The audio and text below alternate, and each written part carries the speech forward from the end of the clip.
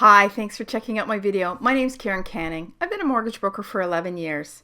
The biggest financial mistake I see homeowners make while raising their family is they don't check out to see if what they're doing makes mathematical sense. Let me give you an example. Let's assume you have a $400,000 mortgage at 4%. Well, it seems everyone has been told to pay off their mortgage first, so let's compare the math. Let's assume you can put an extra $312.90 per month towards your mortgage. You would pay off your mortgage in 20 years and save $51,146 in interest. Fabulous, right? Well, let's check out if you invest the same amount of money over that same 20-year period and got the same rate of return, 4%, you would have $114,241. And if you received a 6% rate of return, you would have $142,577.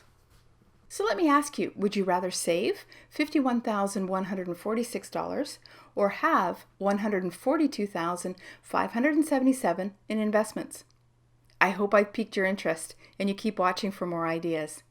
If you're like most families, you have other liabilities like a line of credit or credit card. If so, this next section is for you, so keep watching. Companies that lend money love to see you pay things over time. They make a healthy profit from it. Let's see how we can win at that game. Let's assume you have a $300,000 mortgage at 4%. Total cost over 25 years is $473,416. Let's say you have a credit card with $10,000 balance. At 12% interest, you're paying $332.14 a month. Your total cost is $11,957. Let's say you also have a line of credit at 6%. You're paying $386.66 for a total of $23,199. And your total cost for all three liabilities is $528,572. Often so set in their ways, they continue month after month paying off things the way the lender set them up, and they never check the math to see what makes the most sense. Here's a different way to pay your bills. I call it the cash flow advantage mortgage. We take out a new mortgage for $330,000 at 4%. The new payment is $1,735.87, which frees up $449 a month. By putting the $449 a month into RRSP'S at 6% over a 25-year period, you would end up with $305,046 in a nest egg. Assuming a 40% tax bracket, you'll get back $2,155 in refunds. The new scenario is as follows. RSP total $305,046 versus zero. The new cost of the loan is $489,328 versus $528,572. So you save interest and you have $305,046 more in your retirement account. Again, as I said earlier, the biggest mistake is paying off loans the way the lender sets them up versus reviewing what's the best way mathematically. Remember that one point. Have someone check what you're doing mathematically. Often I get the response, sounds great. We should consolidate, but it's going to cost me a fee if I change my mortgage. Well, let's check the math. Let's say we could free up $700 a month if we consolidate.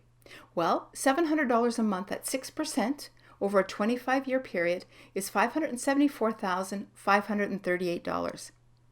If you waited just 1 year to consolidate, your 24-year total is $475,573.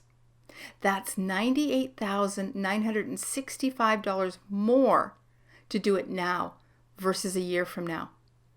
Again, have someone look at what you're doing mathematically and see if it is the best way.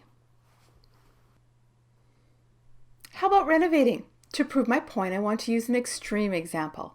Let's say you want to renovate. Well, to make it extreme, let's do a $50,000 renovation every 5 years. Let's start off with a $250,000 mortgage at 3%. The payment is $1,183.12. You need $50,000, and the plan is to pay it off over 5 years. The payment this way is $964.93. You're also paying $250 a month in property tax, so your total monthly cost is $2,398.05. 5 years later, you have to renovate more and borrow another $50,000, and you want to pay it over a 5-year period. Every 5 years, when the $50,000 is paid for, you borrow another $50,000 and you pay it off the way the mortgage lenders would set you up over a 25-year period, and you would have borrowed $50,000 5 times. At the 25-year mark, your renovations are done and paid for, and your mortgage is paid for. The key mistake here is paying off on the terms the lender would have you do it and not checking your math. Let's do it this way. Every time this person wanted to renovate, we consolidate. So they start with a $250,000 mortgage, and instead of having 2 loans, they consolidate. By the way, that frees up $728.31. We'll sweeten the pot a little by deferring property tax, which many homeowners in BC qualify for but are not doing. Now we free up $978.31 per month.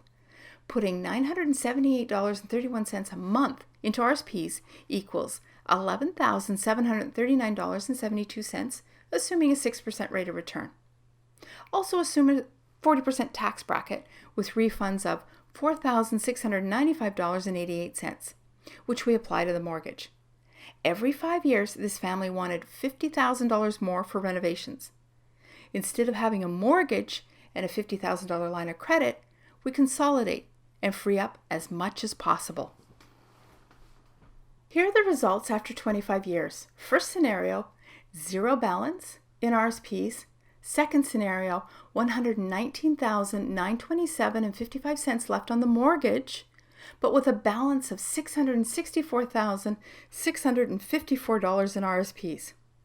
Cash out $200,000 in RSP'S, pay the taxes, and pay off the mortgage.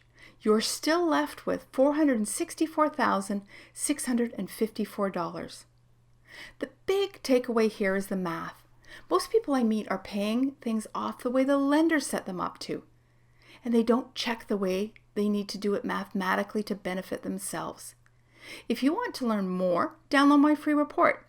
If you'd like to attend one of my free classes, check the box below. Start doing things differently today. Fill in my free quiz and get valuable feedback with no obligation. Or simply call me, 604-710-8934, and I'm happy to help.